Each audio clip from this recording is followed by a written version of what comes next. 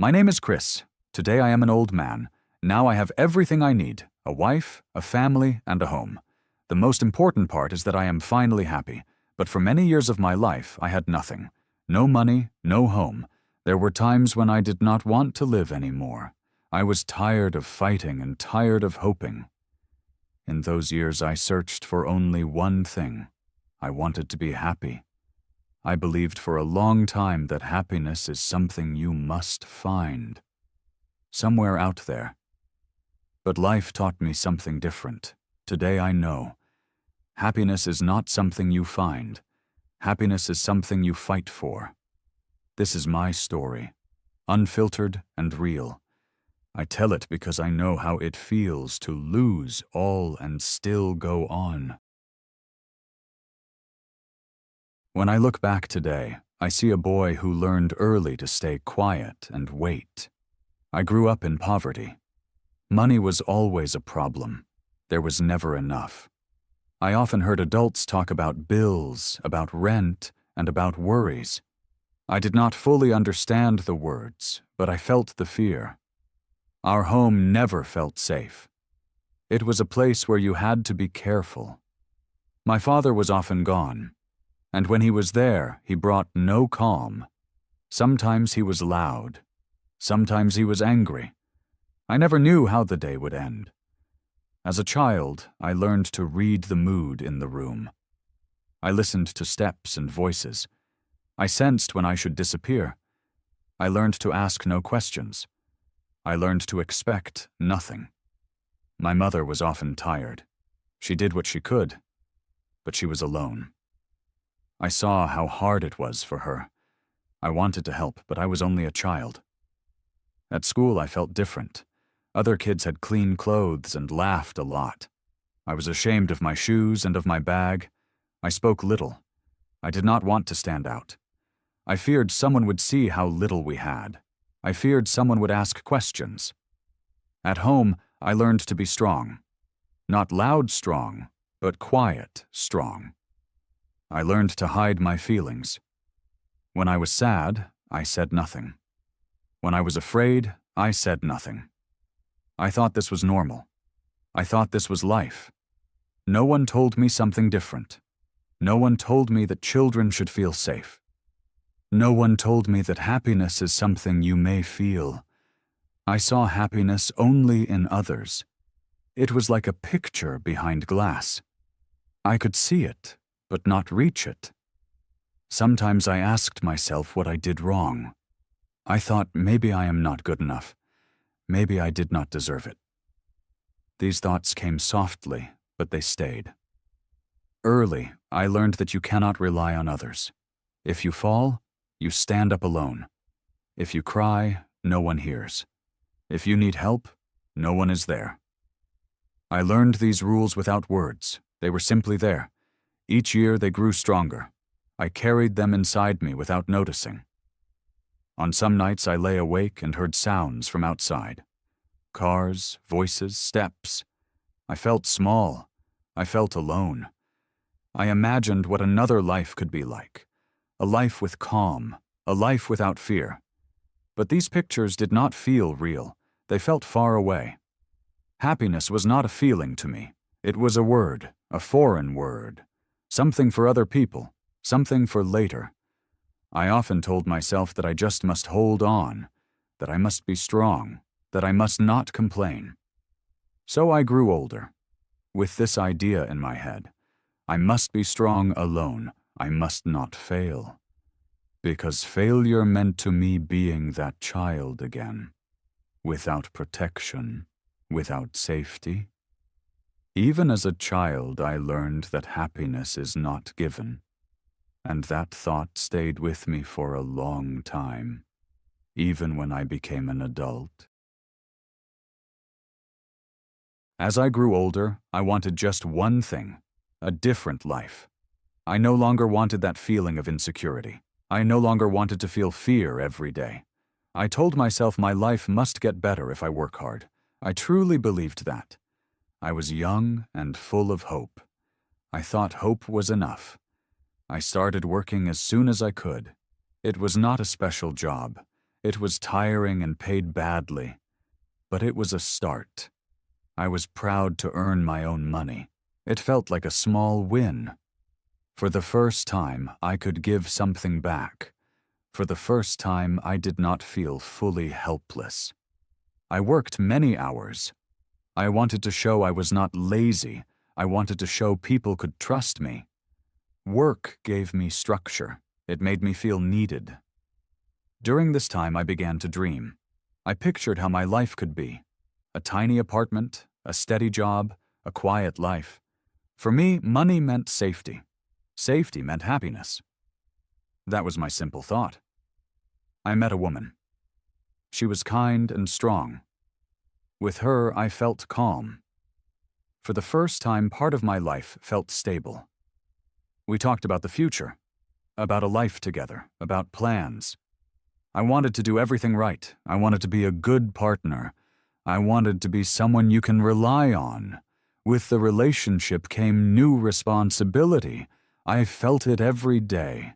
I did not want to fail. I did not want to become like my dad. I told myself I would do better, that I had everything under control. But life did not stop being hard. Money stayed a problem. Bills kept coming. Worries kept coming. I worked even more. I took every chance. I believed if I just did enough, all would be fine. Sometimes I was tired. Sometimes I had doubts, but I did not talk about them. I wanted to be strong. I thought strength means showing no fear. In my mind, there was a clear plan. First work, then money, then safety, then happiness. I followed this plan every day, but I did not see how much pressure I put on myself. I did not see how deeply I feared failure. That fear was always there, quiet but strong. I feared having nothing again. I feared being that lonely boy again. I wanted a different life at any cost. I wanted to prove I could make it. Yet life had its own rules. It did not follow my plan. It was stronger than my hope. And slowly I began to see that goodwill alone is not always enough. At some point, everything started to tilt. The job I believed in stopped working. The hours got fewer, the money too. I told myself it was a rough patch, fixable with more work. But no matter how hard I tried, it was not enough. Bills piled up, and debts grew slowly but surely. I feared every trip to the mailbox. I did not open letters right away because I knew their content. Demands, warnings, numbers I could not pay. With the money problems came tension. At home it grew quiet, too quiet. Talks became short, looks became hard. The relationship suffered. We argued over small things, but it was always about money, worry, and fear. I wanted to fix everything, but I did not know how. I felt like a failure. I had promised to do everything right. I had promised to give stability, yet I lost control. One day she left. Not with anger, but with exhaustion. I understood her, and yet it hurt. I was left with my thoughts, my debts, and my son. He was young. He did not understand what had happened. He asked little. He only looked at me. That look cut deep. I knew I was responsible for him no matter what. Still, I hardly knew how to go on. Then came the moment I feared most. I could no longer pay the rent. The door closed, not loud, just like that. Suddenly I was outside, on the street, with one bag and my son's hand. I remember that moment very clearly. There was no drama, no music, no big words, only a door that stayed shut. I felt something had truly changed. The first nights without a home were hard. We walked a lot because I did not want to stay still. Standing still felt like giving up. The streets were loud, cars passed, people passed by us. No one really saw us. I felt invisible and at the same time deeply ashamed. I did not want anyone to recognize me or to ask questions. Fatigue came fast. sinking into my body and my thoughts. Every step felt heavy. I was overwhelmed. I did not know where we would sleep or what came next. I was scared, very scared, not just for me, but mainly for my son. I kept telling myself I must be strong and make no mistakes, yet I felt very small. There were moments I just sat on a bench or on the ground doing nothing. I stared at my hands, the hands that once tried to achieve so much.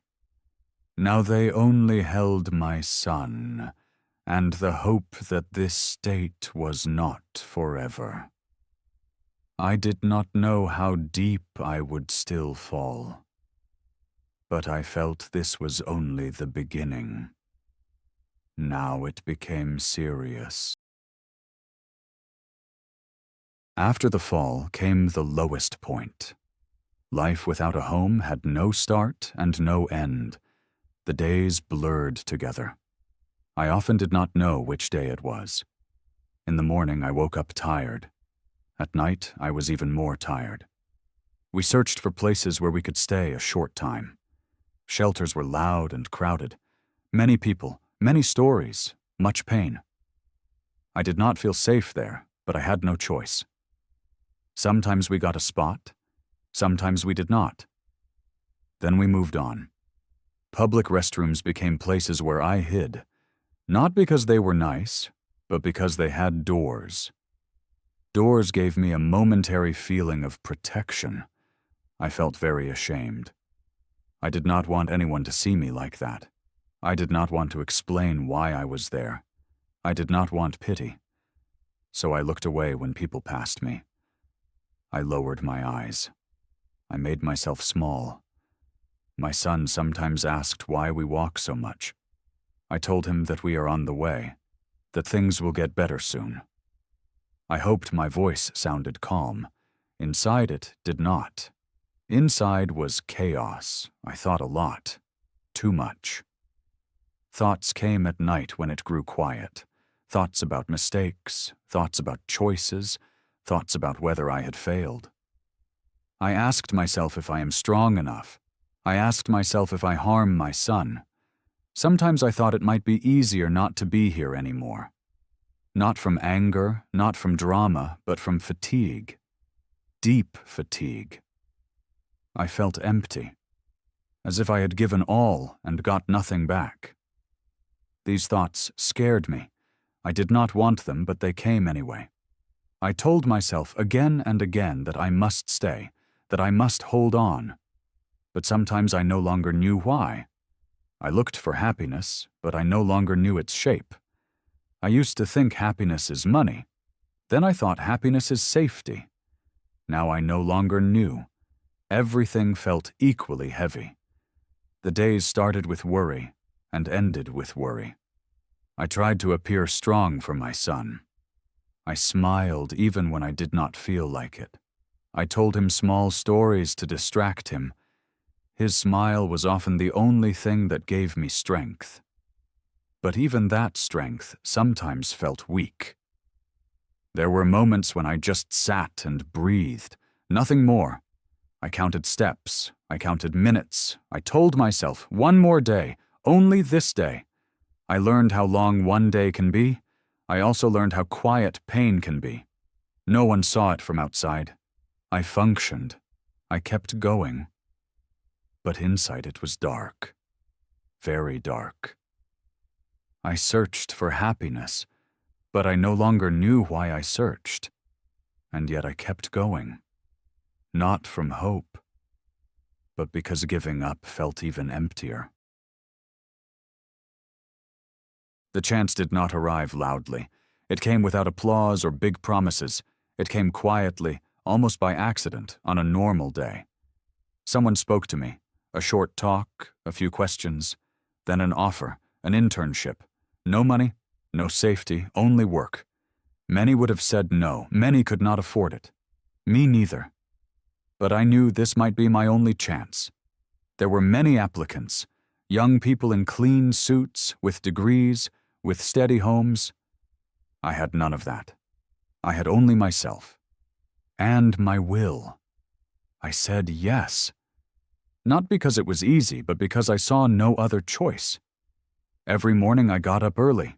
I dropped my son off and went to work. I acted as if everything was normal. No one should know I had no home. I did not want different treatment. I did not want pity. So I stayed silent. I smiled. I worked. The internship was hard. Very hard. There were clear rules. Only the best would stay. Only one would get the job. I knew that. I felt the pressure every day. I worked faster.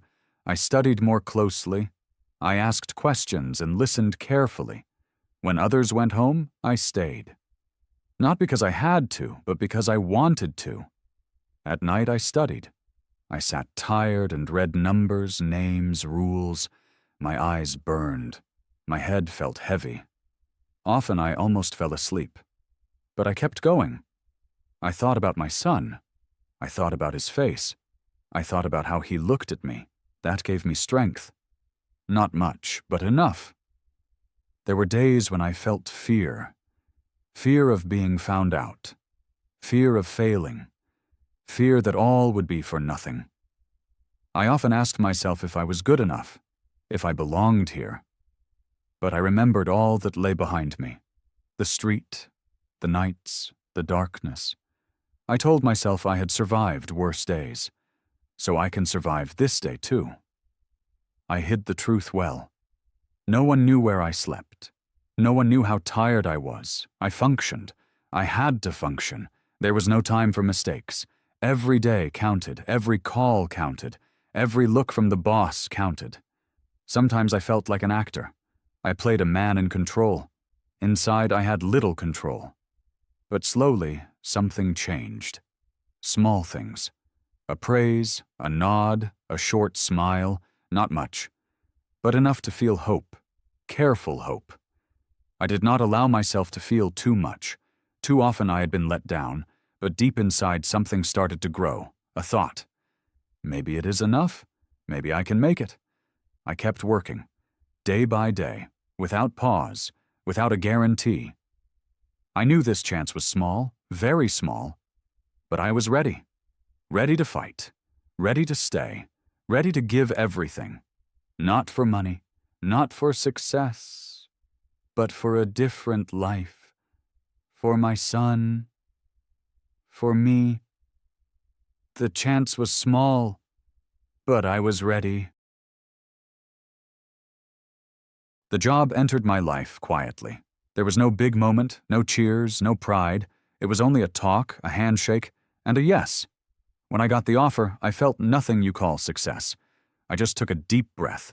For the first time in many years, I felt calm. Not happiness, not joy, but calm. I had work.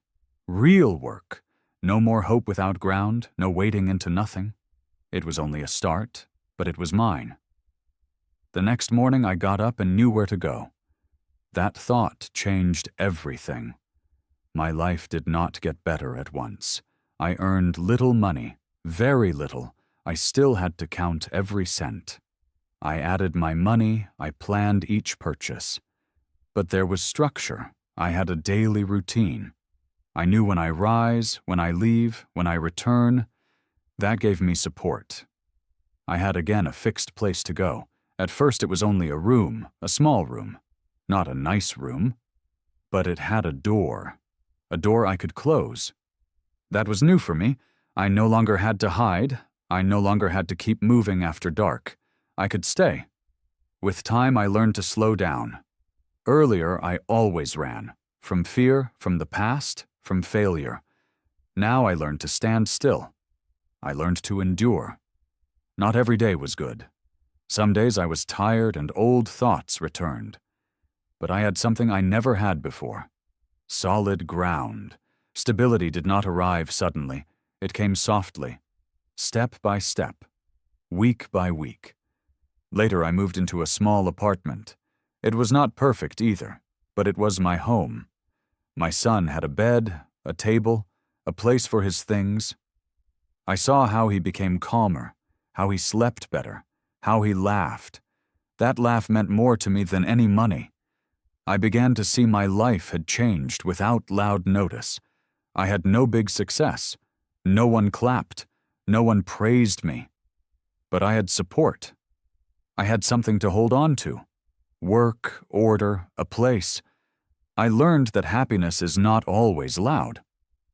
Sometimes happiness is simply waking up and knowing where you belong. I learned that stability needs time, patience, responsibility. I could not control everything, but I could stay. And staying became my greatest strength. I had no fame. I had support. I met her when my life grew calmer. Not good, not easy, just calmer. It was not a special meeting. No movie moment, no instant feeling of joy. It was a normal meeting on a normal day. We talked a little. About simple things, about work, about daily life. I noticed I did not need to pretend. That was new for me. I was careful, very careful. I had learned that closeness can be risky. Closeness means loss. Closeness means fear. Still, I stayed. She stayed too. Our start was not perfect. I was often quiet. She noticed. She did not ask much. She listened. This listening felt strange to me. I was not used to someone staying without demands. Slowly, I began to trust her. Not all at once, step by step. I told her about my work, about my son. One day, I also told her about my past. Not everything. Not right away. But enough. I spoke about nights without a home, about fear, about shame. I feared she would leave when she knew. I feared losing everything again. She listened. She said little. But she stayed. This staying was hard for me, harder than poverty, harder than fatigue, because now I had something to lose. With her came a new feeling, vulnerability. If you have nothing, you lose nothing. But with closeness, you can be hurt. I had to learn to bear that. I had to learn not to run when things get hard. Our life did not become a fairy tale. There was no big turning point. There was daily life, talks in the evening, silence in the morning, shared choices, small conflicts, small fixes. Sometimes we just sat there, without words. Earlier I could not have stood that. I once needed motion, noise, escape. Now I learned to be still, with her, beside her. My son was part of this life. She took time for him, not much, not loud, simply being there. That meant a lot to me. I saw how he trusted her, how he opened up.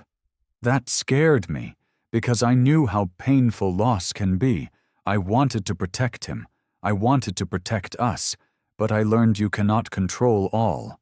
Family is not built by plans. It is built by staying, by listening, by silence, by days when nothing special happens. I noticed I was changing. I no longer had to prove I was strong. I was allowed to be tired. I was allowed to be unsure, and she did not leave. This experience was new for me. It questioned my old rules, the rules from childhood. No one helps you. Stay alone. Be strong. Now I learned something different. Closeness is risk. But without risk, there is no happiness. Happiness makes you vulnerable. And that exactly scared me. But I stayed. Each day a little more. I learned you do not always need a new start. Sometimes it is harder simply to stay. To stay when you feel fear. To stay when old thoughts return. To stay when leaving would be easier. Staying was my biggest challenge. And slowly I understood that my new life was there.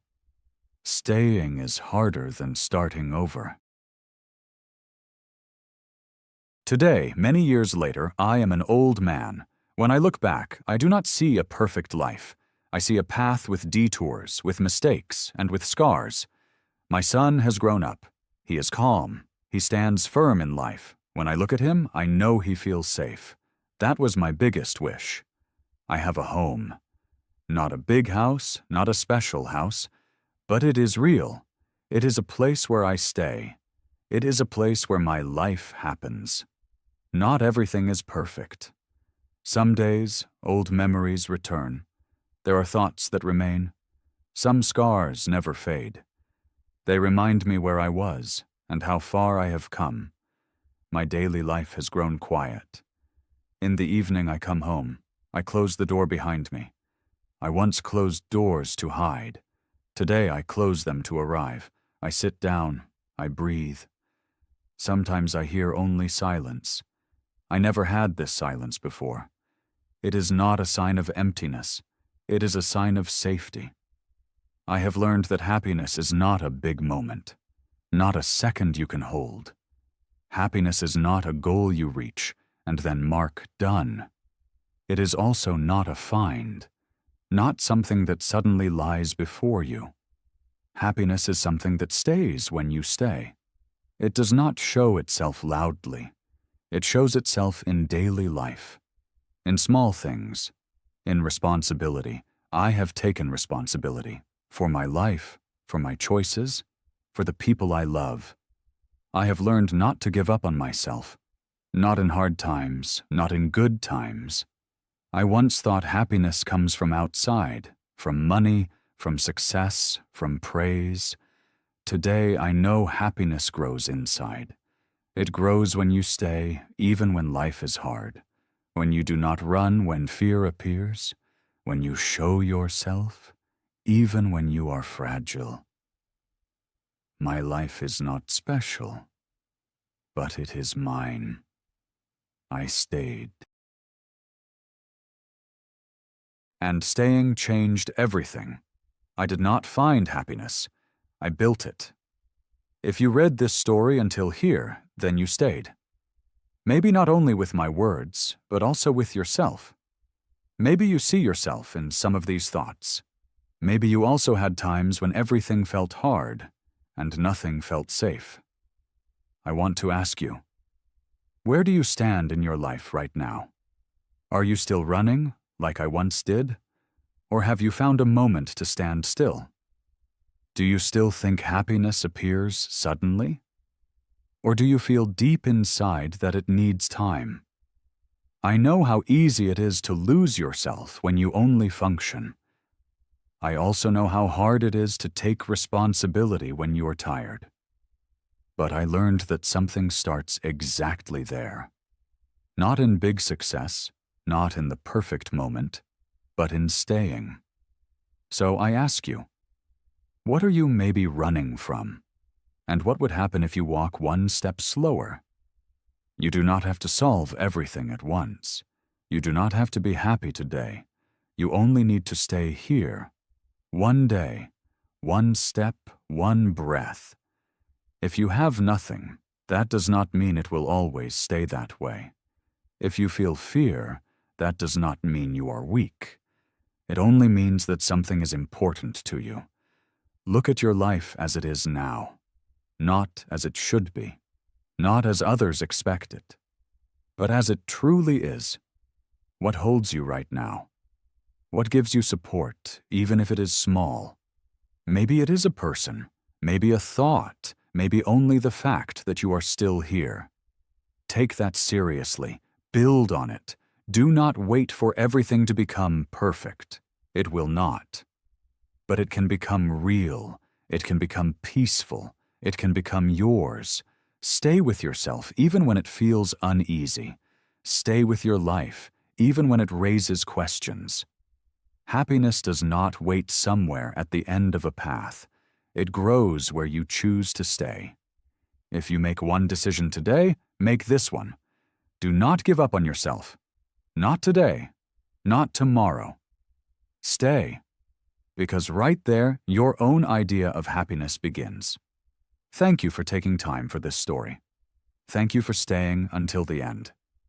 If these words touched you, or if you saw yourself in them, please let me know. A thumbs up helps me a lot, so these stories reach other people. If you want more real, quiet, and personal stories, subscribe to this channel. Here we talk about real life, about mistakes, about hope, and about the courage to go on. Share this story with someone who might need it right now.